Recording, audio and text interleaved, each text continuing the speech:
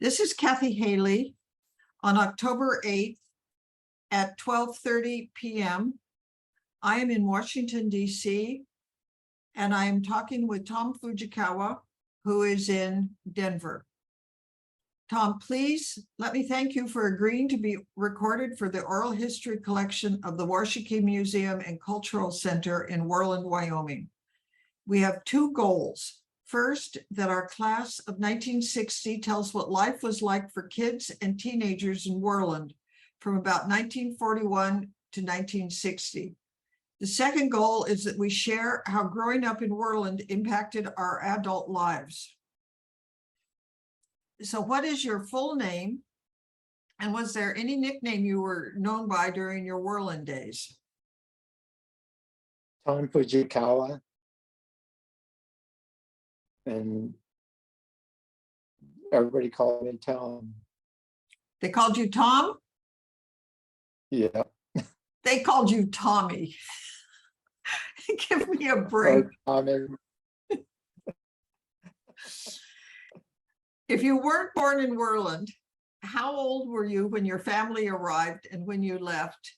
And what brought your family to Worland? Let's see, we moved to Worland at age 9. And what brought me to let's see, we, for opportunity and better life. And the reason why is that in Colorado, farming was really difficult for us because we got hailed out about every other year or every year, it seemed like, and we just couldn't make ends meet. What was there about Worland that your family heard about in terms of farming? Let's see, the folks had a friend in Basin, and my dad took a trip here. We did move out to talk to I think it was the Shimogakis in Basin. And so from there, they decided to come to Worland to farm. How did they get their land and what did they want to farm? Let's see, we sharecropped. And so it was, we arranged it with Mr. Tanaka. And for the first couple of years, we farmed with him.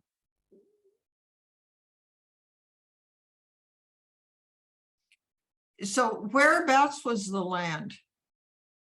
It was on Highway 16 on top of that hill, which is now, there's a church. It was just east of town where we first moved.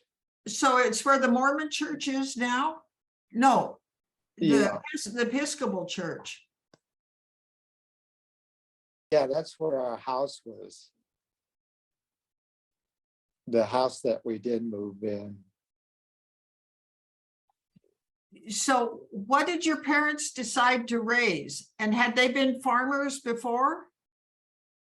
Yes, they were always farmers. My dad was a Kibe, meaning that he was born here in the United States or in the Seattle area, and then got his education in Japan through high school, and then he finally came back to the Seattle area, and there met my mom, and they were married.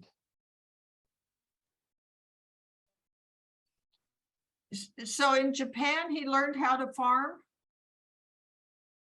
Right, and also my mom's folks were also farmers. They were strawberry farmers. And so what and my did you... mom was born on Vashon Islands. I'm sorry, which island? Vashon How do you Island. spell that? Vashon, I'm not quite sure, Okay, Dashon Island. but it's an island south of Seattle, Oh, out I in see. the sound. So her family raised strawberries and your father raised what kind? Did he raise vegetables or did he raise wheat or something like that? You know, I really don't know. They would have raised all kinds of vegetables plus maybe rice. In fact, some of his family, like I have a cousin in Japan now that still owns the farm. Or Have his you, family does. have you visited him? No, never have visited him. Time to go. Well, that was sort of a mistake when we went to Japan, what, about 12 years? Okay. Um, Tom, the connection's not very good from your end. I don't know why it got slow. So let me stop the recording and let's go back in and see if we can't get your voice clearer and the video clearer. Okay. So Tom, your father was farming around Seattle. Well, right, when they came back, they were farming at my mom's place. And my I guess it would be my grandfather was helping them out, so they were helping out the mom's family, the Natsus. That's what my mom's maiden name is or was. How do you spell that last name? Natsu.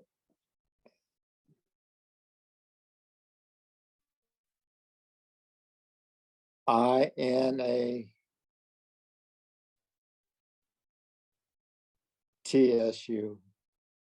INAGSU? TSU, right. TSU. INATSU. Okay. So they were raising strawberries and then Pearl Harbor happened. Right. And they were greatly affected by that. And then, so in 1942, probably in March of 1942, they had a choice of either moving inland or moving to the internment camps. Okay. So let's see, my folks and my grandma, my maternal grandma, and my sister Lynn was 9 years old, and my brother was about 3, and my sister Mary was about 2, and I was on the way. So was it different in the state of Washington than the state of California? What their choices about were? the same. It was, well, they had, like I say, if they had to choose between moving inland or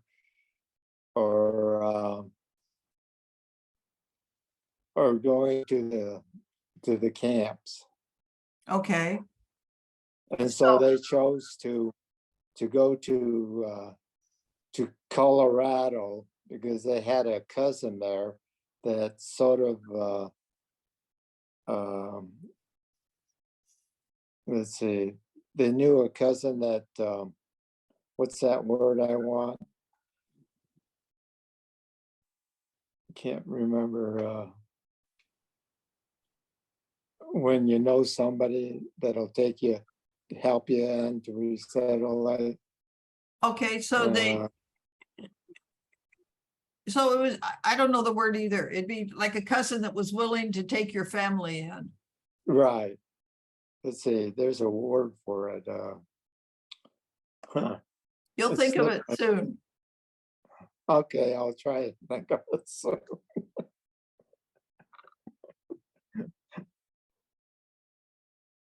So they boarded that train to Colorado and ended up near Brighton, Colorado. Brighton, Colorado. That's north of Denver. Correct. They left everything behind. They lost everything. Mostly everything, right. So the first years were really rough for them because with 4 little kids and no income or very little income coming in, we were probably poverty stricken. Really difficult. When were you born? In October of 1942, October, which day? 18th.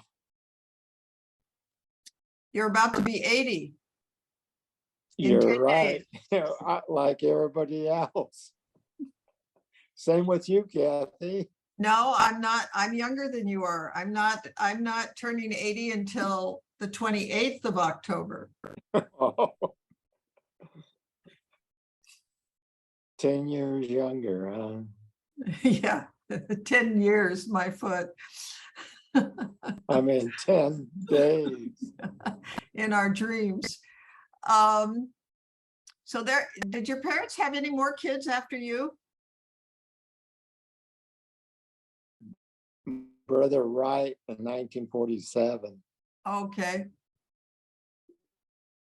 So So you said, most of, yeah, 1947. okay.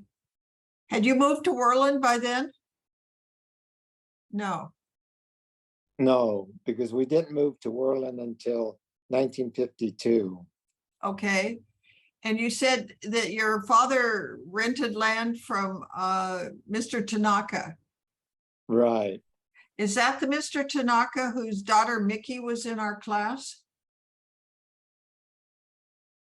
We had a Mickey Tanaka in our class, I think. Well, Takeda, I'm sorry, it was Mr. Takeda and not Tanaka. Okay, how do you spell Takeda? Takeda.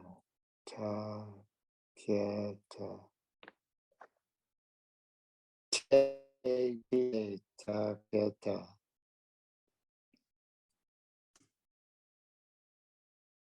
Yeah, we knew the Tanakas later on when we moved to the farm, Hayashida's farm, northeast of town, on the same road that Grant Yuzufushi's family lived on. Mm-hmm. How old were you then? Probably, let's see, probably 2 years later, so I was 11. Okay. When your parents started to farm vegetables, were any other people farming vegetables around Worland? That we know of, or that we, I'm sorry. and later on there were Numotos that came in farms, and they lived just a couple of blocks from us down the road. How did your parents decide what vegetables to raise? Well, Mr. Takeda knew what would grow and what wouldn't grow in the Worland area, so they probably had from there that's how they grew their vegetables or the kinds. But we grew all kinds of things.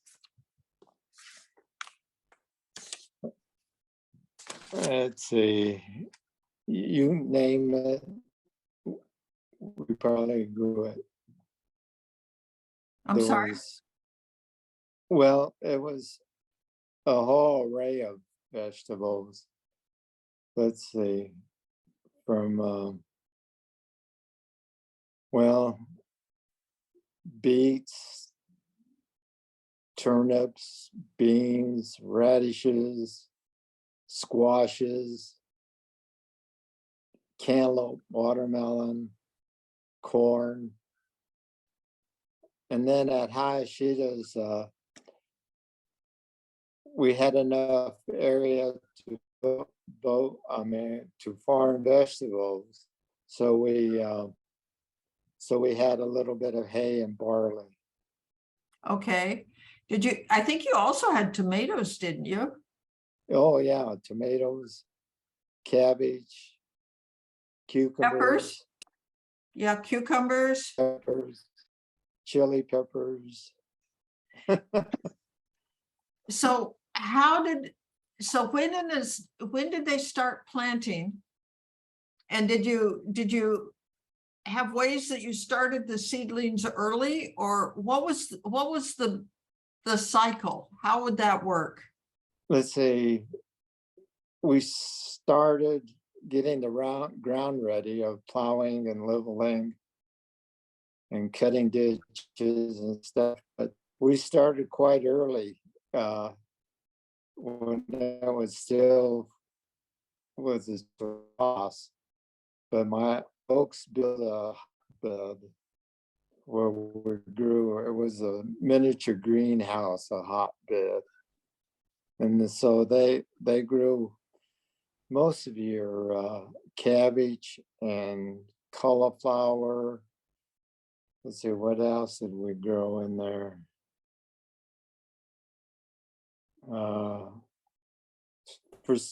We didn't grow any tomatoes in there. We got our plants from Denver, Colorado, or so.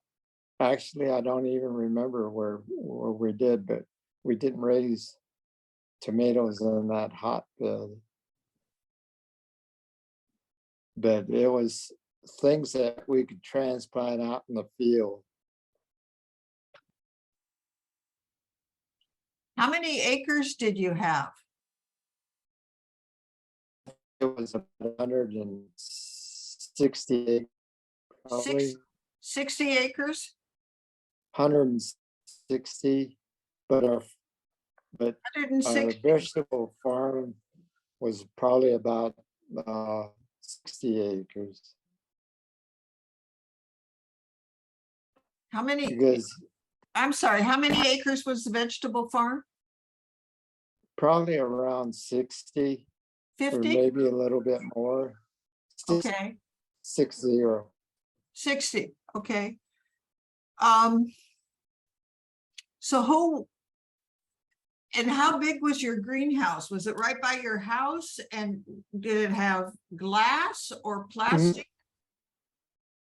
No, it was about, let's say it was near the corral there at Hayashida's. And it was just sort of a garden just covered with grass, with glass, and we covered at night. We covered it with cattail mats. Cattails. Yeah, we use that for insulation to keep things warm so things wouldn't freeze. And And so So there wasn't any structure over it. It was It just, was just maybe glass that was over it. where It would was you only find, about, let's see, maybe about 8 feet wide, only about maybe a foot deep, or and it was long. It was about maybe 20 yards long. but I don't understand that you'd put cattails over it every night. But during Yeah, the day, glass. It was uh, a wood frame, and then we had some glass covering. And then over the glass covering, we had cattail mats. My dad would, in fact, we made our own cattail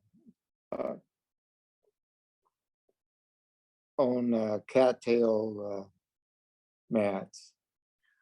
were they made with the leaves from the cattails, and he would It weave was them the out, whole stock. the whole stalk? Yeah. Wow, that must have been a huge mat. Well, there was, we made it in about 6 feet long mats. So we had probably a dozen or more, or enough to cover the hotbeds. Because, gosh, and would you start this during the winter? Because, gosh, during the winter in Worland, it's sunny, Let's but see, it can probably be 30 below. we started probably in March. Wow. April and May is when most of the snow comes. Yeah, and then we would put it out usually in as soon as possible, try to keep an eye on the weather, and when it was free from frost, then we would start planning. Did all of you kids work from the time you were little, work out in the garden? Yes, So, all of us. so would you have to get up really early in the morning in the summer to pick all the vegetables to take them fresh to the vegetable stand? Right. We Like did get up early to pick everything and to make it up. And let's see, we opened the stand when the corn was ready, which was probably toward the middle to end of July. So what did you do with all the things that got ripe before that? Probably hardly anything got right before that. So then so the stand would open about the middle of July Right. and then close what, about the middle of September? We try to prolong it until October, I think. So all the money you made for the year, you had to make during that short period of time? Right. Oh, that's a huge pressure.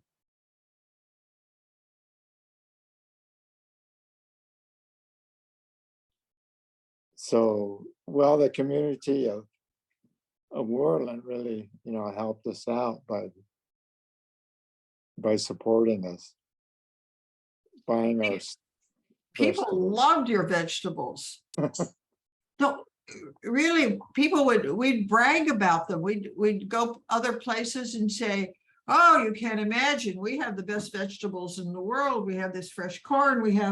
No, people were, your family really added to what was special about Worland. Yeah.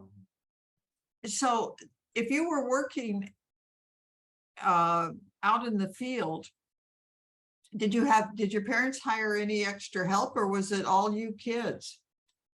It was all us kids. Did any of you go into farming, or did you all choose other professions? Chose other professions. And so that's why the folks were really said that education was so important, that you gotta have a college education to help you, not work on the farm. So what happened? So you became a pharmacist and ended up Right. owning your own drugstore. So your brother Bruce, Went to, let's see, became a mechanical engineer. and he worked for Mary Boeing, became, didn't he? what? Didn't he work for Boeing in Seattle, maybe? Right. As an engineer. And then later he became a programmer for Hewlett Packard. And then there was Mary that became a school teacher. And then my younger brother also became a pharmacist. Right. So all us kids got a college education, except for my other sister, who got married right after high school, a couple years after high school. But she did go to a community college in Casper to do maybe secretarial type of work. What was that sister's name? Lynn. Lynn. Okay. I didn't know her. Lynn just spent maybe 2 months or 3 months in school, because we moved to Worland when she was in the 12th grade. Okay. And she married a farmer, Sass Nakamura, that lived in Kirby and Lucerne. So Okay. Lucerne, down by Thermopolis? that was, north of Thermopolis, Okay. between Worland and Thermopolis. Do you still raise vegetables yourself? I have a small garden. Oh, you mean it's not Like- 60 acres? Are you kidding? It's not even, it's about as big as probably it's really tiny. It's only about, let's see, maybe 6 or 7 yards wide, and about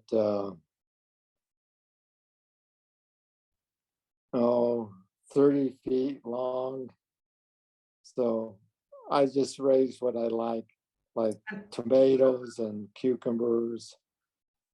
And my wife likes cantaloupe, so we try to raise them here. Likes And what? cantaloupe. Kale? No, cantaloupe. Oh, cantaloupe. Oh, Colorado cantaloupe's famous. Yeah. And also raise a little bit of beets, a little bit of kale, a little bit of beans. But So, we have the early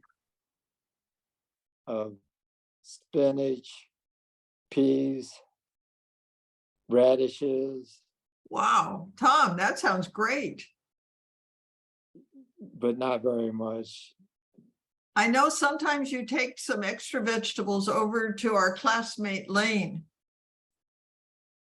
Right. but this year, it was a bad year. Well, because we took off most of the month of August. So I didn't, so I knew that, so I didn't really want all my efforts to go to waste. So I just planted squash, which would take most of the area. So Well- Tom, when we think about World War II and your family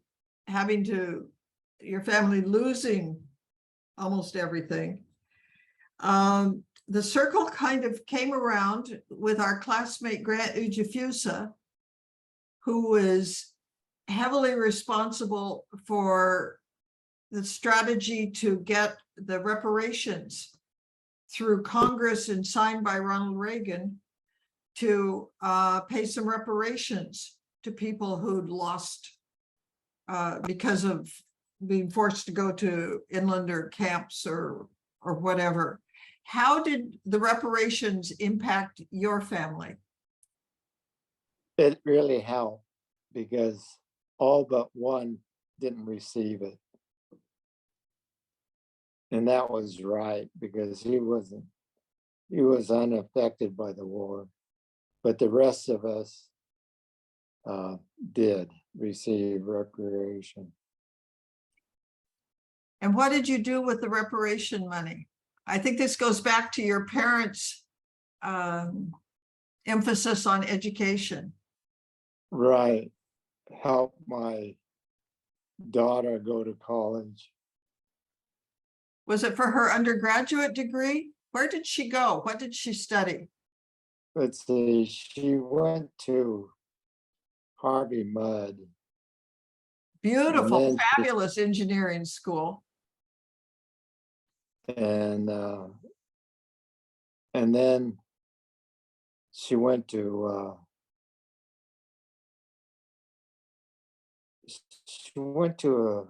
let's see, University of, or answered it, let's see, what was that?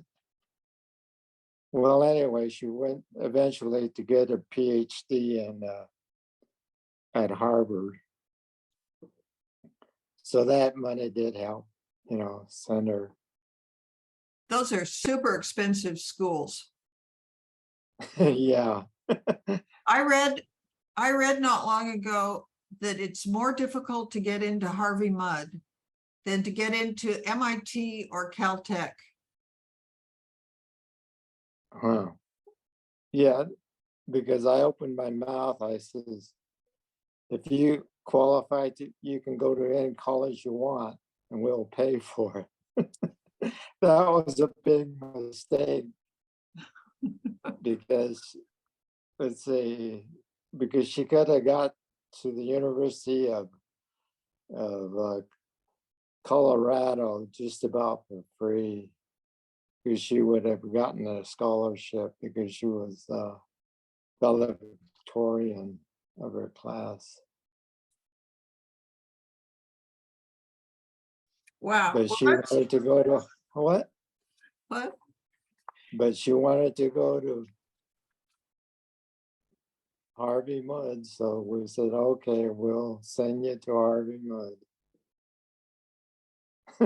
Well, so you never lived in town. You always were out on the farm. Correct.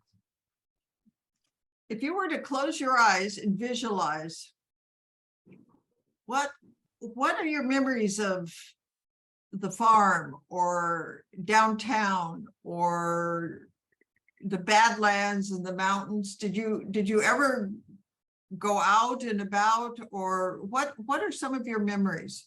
Sights, sounds, Let's see. smells? The view from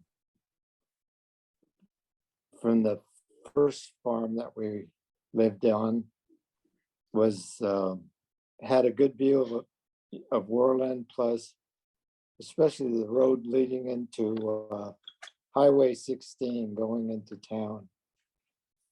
And then maybe at high Sheeta's, probably we could see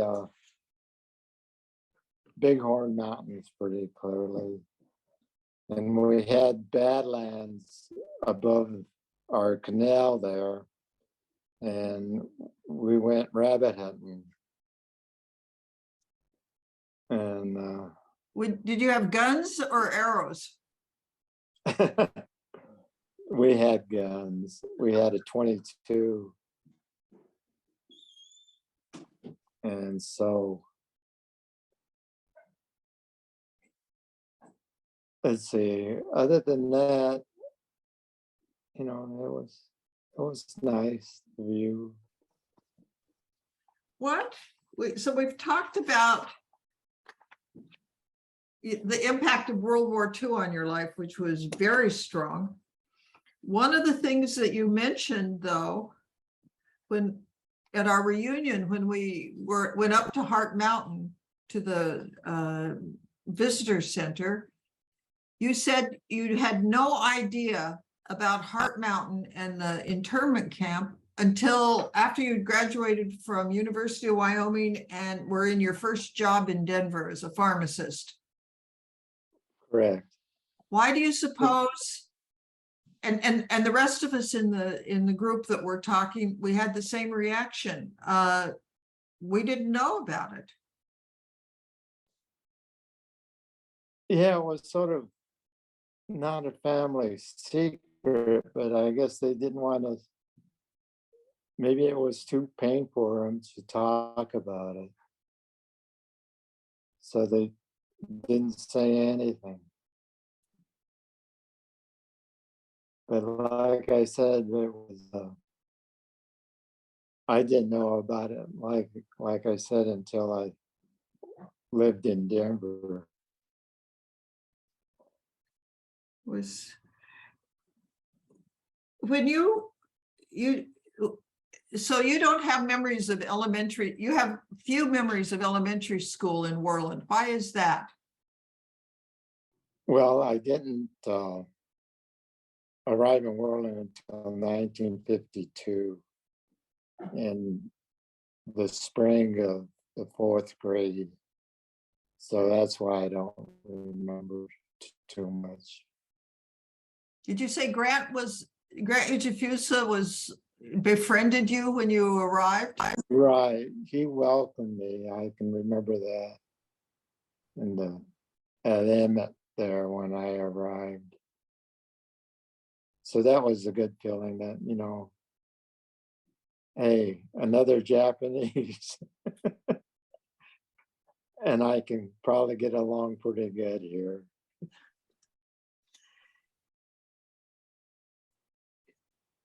Did you, when you were a kid, or let me back up. There's a new movie just came out about, or maybe it's a TV show, about a Korean family that moved to a small town in Wyoming because they thought it would help their daughter get into a prestigious college because they use geographic diversity. And they ran into all this racism. Did you run into a lot of racism when you moved to Worland? No, if any, none at all. Because we didn't socialize that much in Worland. And in the school, I didn't feel any prejudice at all.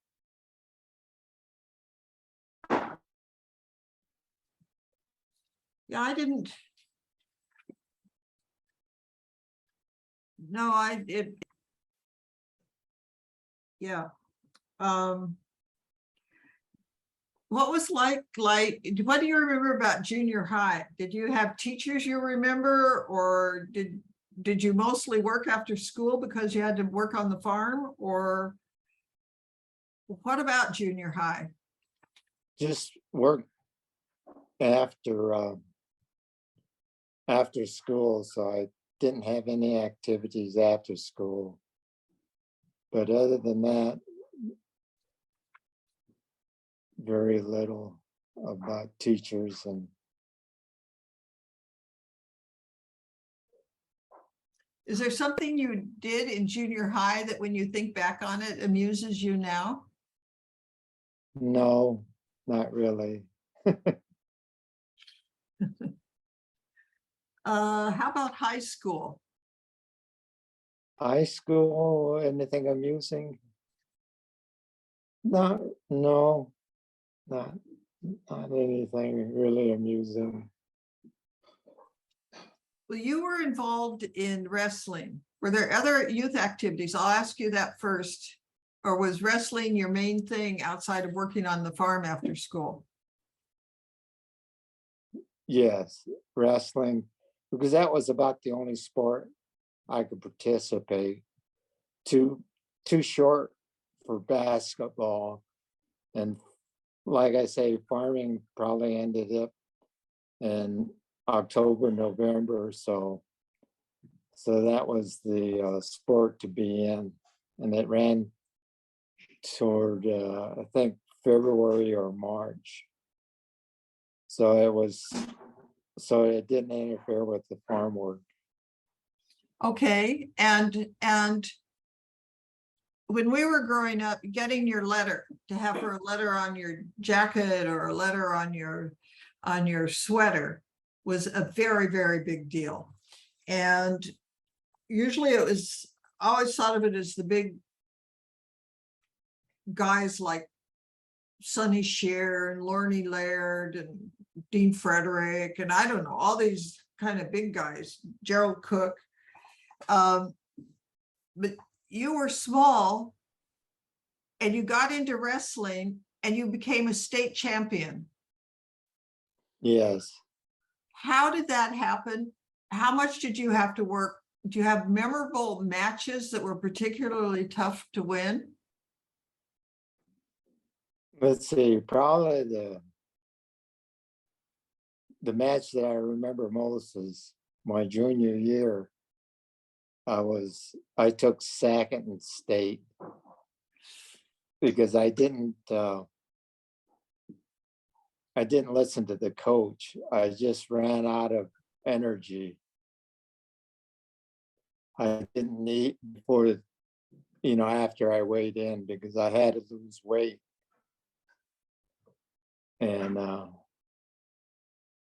And so I should have, the coach would say, Bill Martin say, you got to eat something to get, to have energy for the match. And I go, but I'm not hungry. And that was a big, big mistake because I just ran out of energy. So explain for people who don't understand. You were wrestling the lightest weight category. Well, this weight was, let's see, I think about 112 pound. They have weight divisions, like the small weight was 95 and the next weight was 103 and the next weight was 112 and 120 and 139. And I think there was a 150 or a 52. And maybe there was a 40 weight in the 140 class. And there was a heavyweight too. So what was your normal weight? So you were wrestling at 112. What was your normal weight? I was a little heavy, probably. So just to make weight, you had probably 114 or so. So you just lost water, sweat. So you had to sweat it out. So you'd have to lose at least 2 pounds when you weighed in for the match. Or yeah, before the match, maybe weigh in. It was either the same day that you weighed in, or yeah, I think about the same day early. So, and so did you spend most of the wrestling season kind of hungry? Not really. Most of the time, just, Oh, I'm sorry, you broke up. burned Most of it the off. time, what? You burned off what you ate. How much? What were some of the tricks that you used to win your matches? Probably being in shape and have a few muscles, I think helped. Well, so how did you stay in shape or get in shape and stay in shape? And how did you develop the muscles? Well, working on the farm, you're always using them, right? So that helped. I remember lifting 100 pounds of potatoes when let's see, and delivering them to the schools before I went to high school. And you only weighed 114 pounds and you lifted 100 pounds of potatoes? Yeah. Oh, I remember. I had no idea. Right. But it was tough. I couldn't do it for a long period of time, but I could probably lift it on and off the truck and maybe, unloading it and wherever it was supposed to be. But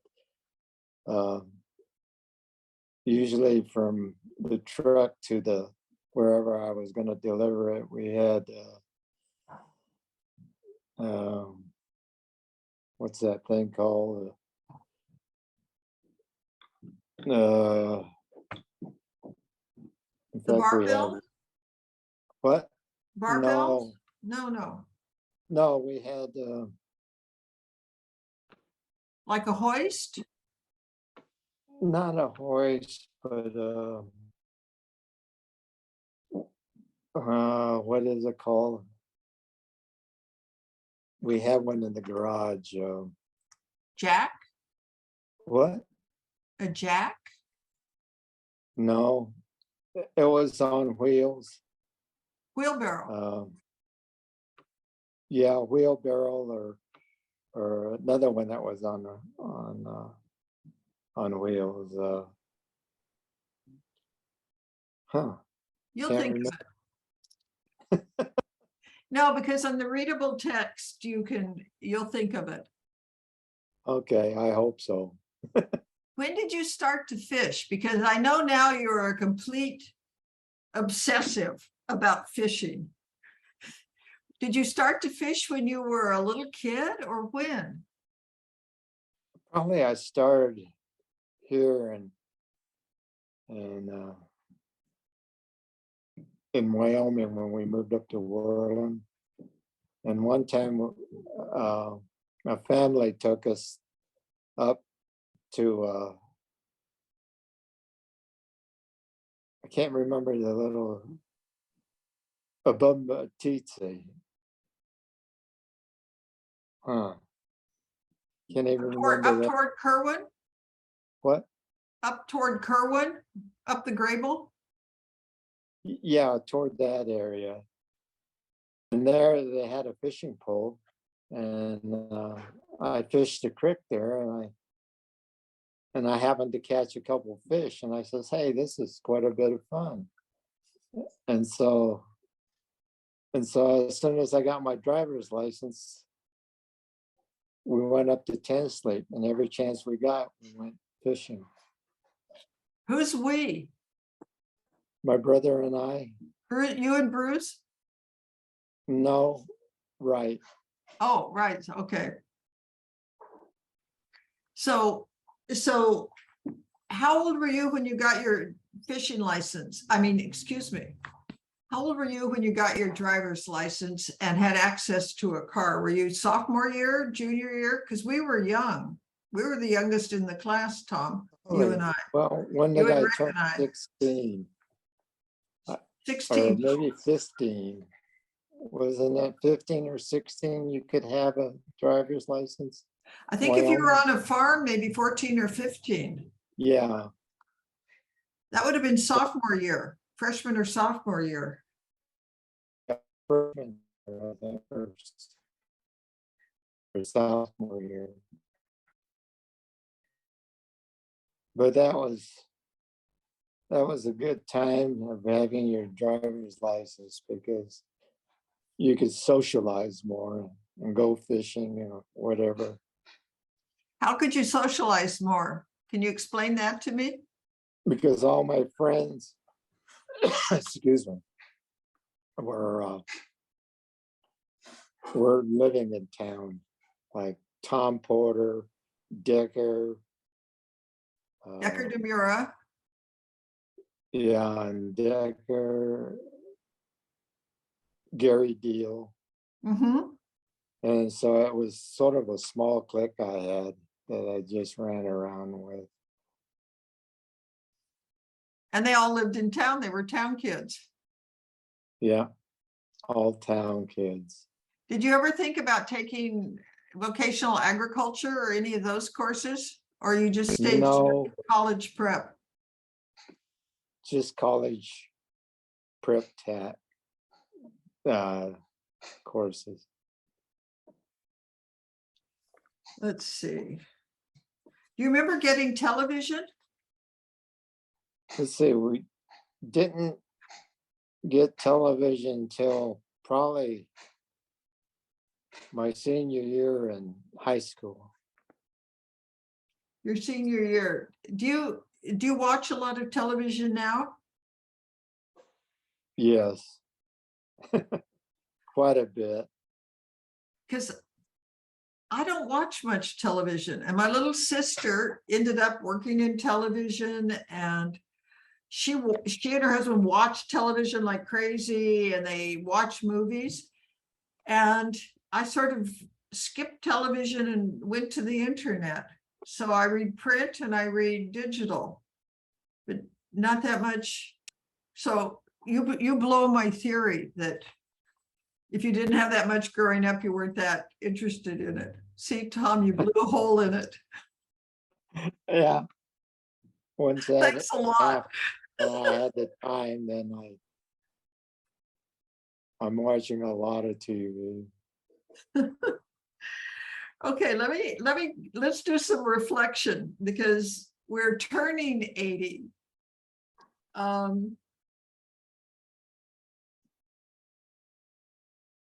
Okay, what about the experience of growing up in Worland created the most impact on your life?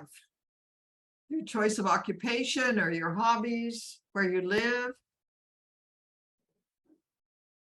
Had the most impact? Yeah, Probably. Let's see. Probably the most was probably the summer after graduation. I hurt my back, and that got me out of and then when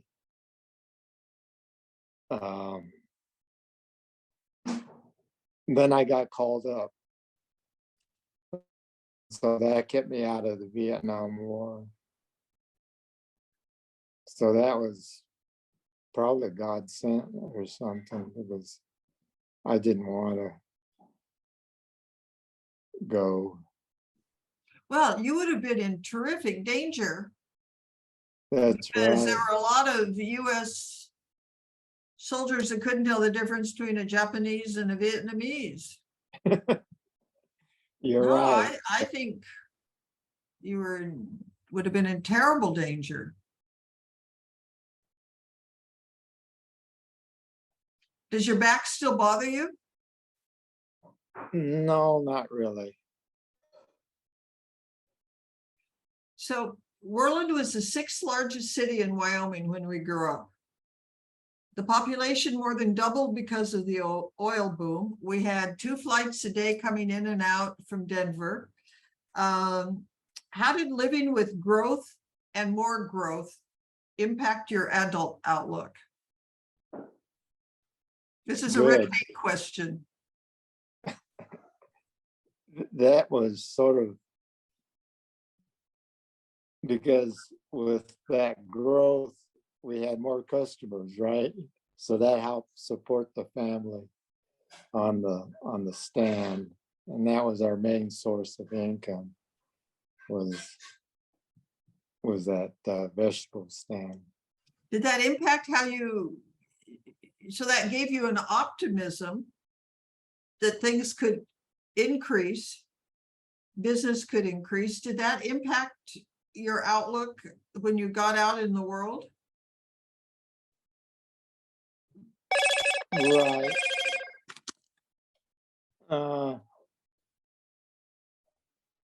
Yeah, because you figure times aren't too bad, so you could probably do whatever you want to do as a pharmacist.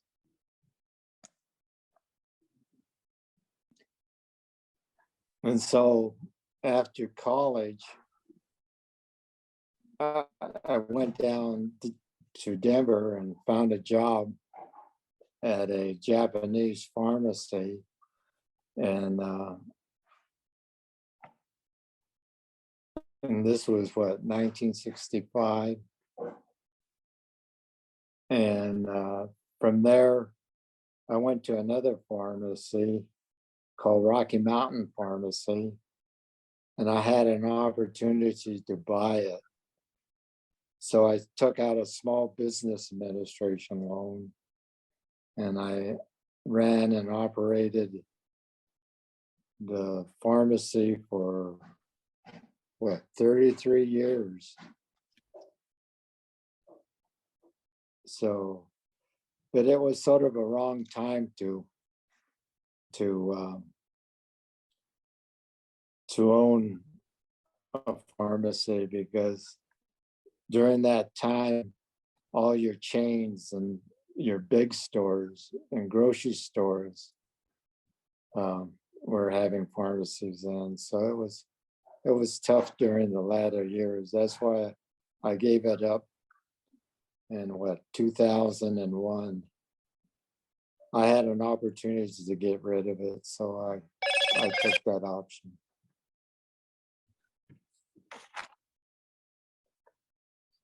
Do you have any memories of any of the townspeople and what they contributed to the community? Not really.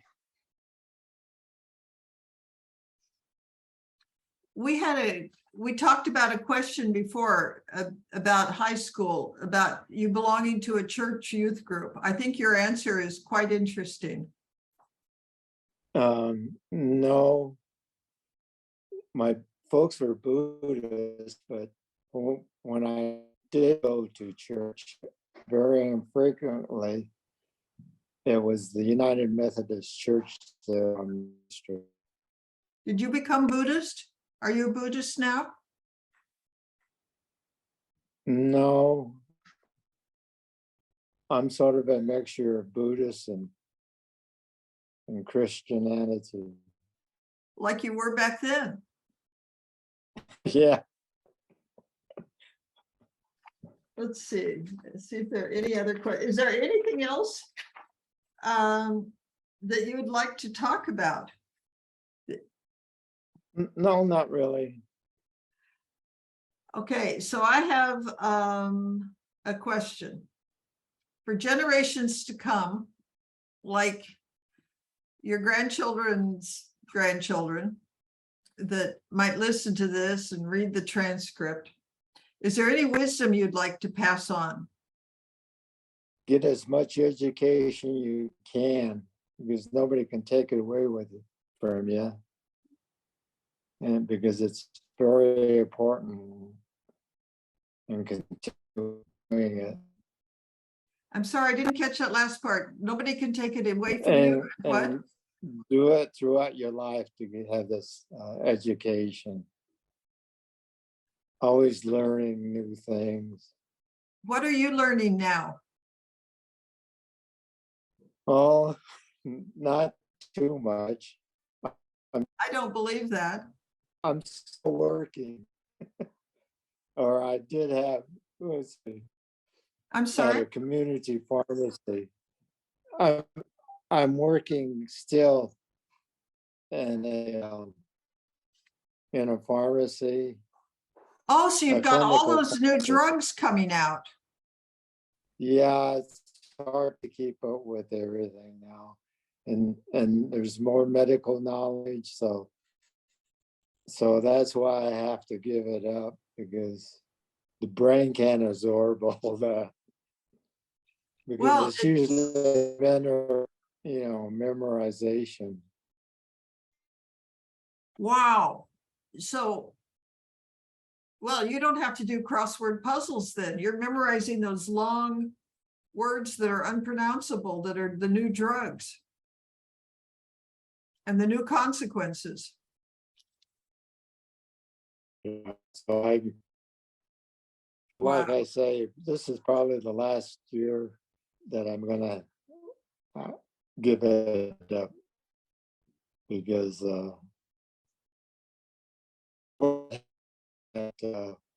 let's see, I closed the drugstore in 2001, and I messed around for a couple of years, and a friend of mine that was a pharmacist was working for this clinical pharmacy, and he says, I sure could use a pharmacist. And so I says, okay, I'll help you out. So I've been this Stride Community Clinical Pharmacy since then. Well, I wonder if you're the only one of us that has a regular job still. Well, it's part time. Oh, Tom, I'd like to thank you for your sharing your experiences for the oral history collection at the Warski Museum. Really, really appreciate your taking the time. Well, thank you too of This is having me doing this oral history.